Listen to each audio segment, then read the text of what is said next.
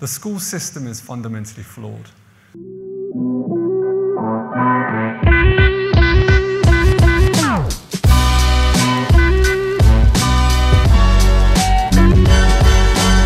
To help people to become more resourceful, more entrepreneurial, more action processed, so they start to actually move forward. We become incredibly passive.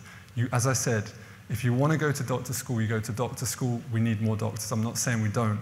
But you have to also respect the fact that that's what you'll get paid. Unless you become a master at a specific skill in a doctor, like as in, if you go to as a nurse, you have to expect that that's what you'll get paid as a nurse. You can't complain about it because that is what the market dictates. If you put more in and you become a brain surgeon, you get paid what brain surgeons are paid.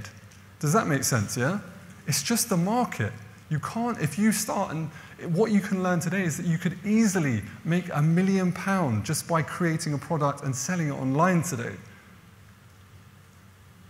And you don't need to go to Masters of Business Education, MBA, all of that business. So look, go to doctors if you want to be a doctor, but where do you want to go if you want emotional freedom and, more important, financial freedom? Where would you go?